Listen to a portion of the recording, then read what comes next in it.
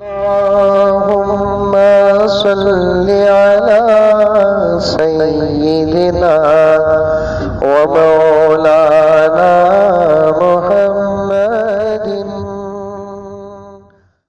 اور ایک بات عرض کرنا چاہتا ہوں میرے مسلمان بھائیوں، اسکول کے داخلوں کا وقت چل رہا ہے، جہاں تک ہو سکے ہمارے اپنے اسکولوں کا انتخاب کرو، ان اسکولوں کا انتخاب کرو جہاں تعلیم پر نظر ہوتی ہے، مذہب پر نظر نہیں ہوتی، ان اسکولوں کا انتخاب کرو جہاں تعلیم پر نظر ہوتی ہے، پڑھنے والے بچے اور بچیوں کے لباس، حجاب اور نقاب پر نظر نہیں ہوتی۔ آپ ذری اچھی انگلش کے لیے تمہاری بچی کو اس اسکول میں داخل کرنا چاہتے ہو جس اسکول میں تمہارے بچی کے سر سے دوپٹہ اتارا جاتا ہے، ذری اچھی انگلش کے لیے تم اس اسکول میں داخل کرانا چاہتے ہو جس اسکول میں تمہارے بچے کے چہرے سے، تمہاری بچی کے چہرے سے حجاب و نقاب اتارا جاتا ہے۔ تم ذری اچھی انگلش کے لیے اس اسکول میں داخل کرانا چاہتے ہو جس اسکول میں تمہاری جوان بالغہ بچی کہتے ہوئے بھی شرم آتی ہے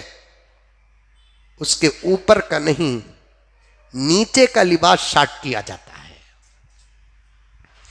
گھٹنا دکھانے پر مجبور کیا جاتا ہے۔ فقہا نے صاف لکھا ہے عورت کے لیے، جوان بچی کے لیے کمر بیلٹ حرام ہے۔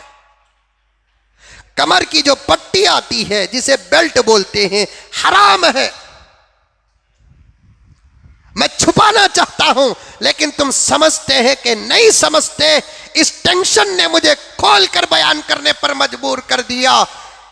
کمر کی پٹی عورت کے لیے حرام ہے اوپر سے، اس لیے کہ جب وہ کمر کی پٹی یہاں سے باندھتی ہے، اوپر کا حصہ جو زیادہ شرم کے لائق ہے وہ ابھر کر نظر آئے گا۔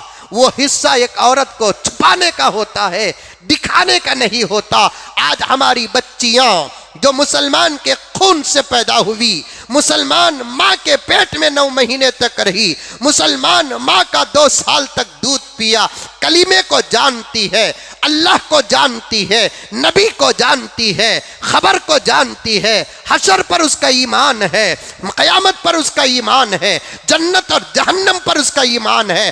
آج ہمارے قوم کی کتنی بچیاں ایسی اسکولوں میں پڑھاتے ہیں جس بچی کے اندر کا لباس شارٹ کر دیا جاتا ہے، اسکرٹ پہنایا جاتا ہے، ازار نکال دیا جاتا ہے۔ میں کہوں تو برا نہ سمجھنا، ازار جیسا بہترین لباس اتار کر چڈی پہنایا جاتا ہے، بیلٹ لگا دیا جاتا ہے، ابھرا ہوا سینہ لے کر وہ باپ کے ساتھ اسکول کو جاتی ہے۔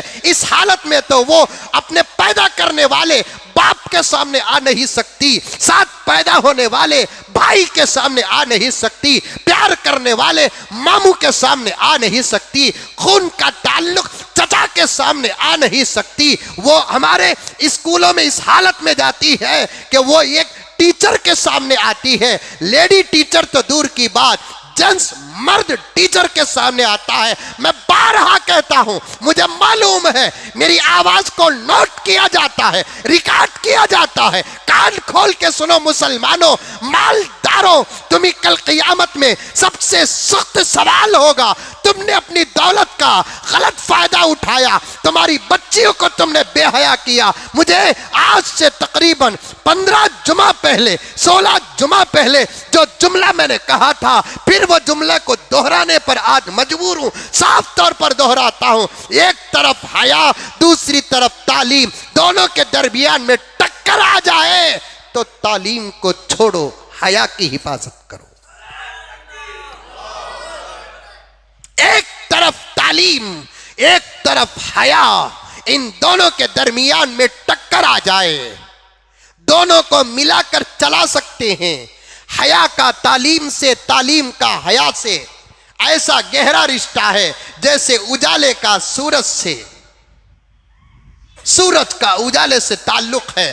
حیا تعلیم کے مخالف نہیں، تعلیم حیا کے مخالف نہیں، یہ فیصلہ کوئی کر نہیں سکتا تعلیم کا نتیجہ حیا ہے یا حیا کا نتیجہ تعلیم ہے۔ لیکن آج دنیا نے حیا کو تعلیم کے مخالف، تعلیم کو حیا کے مخالف لا کر کھڑا کر دیا۔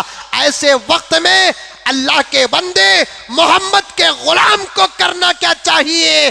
فتویٰ سنو، میرے اوپر جو بھی حالات آ جائے مجھے کوئی پرواہ نہیں، میں جی رہا ہوں اس پاک پروردگار کے نام، میں مروں گا اس کے نام، میری زندگی اس کی شریعت کی حفاظت کے لیے اگر وہ قبول کر لیتا ہے، اس دھرتی میں میرے سے زیادہ کوئی خوش قسمت نہیں ہے۔ میرے اس جملے کو ریکارڈ کیا گیا ہے، بحثیں ہو رہی ہے آج بھی مخالفین اور دشمنوں کے بیچ میں، اور بھی بحثیں ہو جاؤ، کوئی بات نہیں ہے۔ صاف صاف کہتا ہوں، جب تعلیم حیا کے مخالف آ جائے، حیا تعلیم کے مخالف آ جائے، ایک اللہ کے بندے کو، ایک محمد کے غلام کو، ایک مسلمان کو، ایک اسلام کا نام لینے والا، قرآن پر ایمان رکھنے والا، نماز پڑھنے والا، مرنے کے بعد دوبارہ اٹھائے جانے پر ایمان رکھنے والے کو چاہیے کہ وہ اپنی بچیوں کی حیا کی حفاظت کرے۔ کل قیامت میں خدا یہ نہیں پوچھے گا کیوں ایس ایل سی نہیں پڑھایا، کیوں پی یو سی نہیں پڑھایا، کیوں فرسٹ ایئر نہیں پڑھایا، کیوں سیکنڈ ایئر نہیں پڑھایا، کیوں گریجویٹ نہیں بنایا، کیوں انجینئر نہیں بنایا، کیوں ڈاکٹر نہیں بنایا، کیوں لائر نہیں بنایا۔ لیکن خدا باپ سے ضرور سوال کریں گے تیری بیٹی کی حیا کی تو کیوں حفاظت نہیں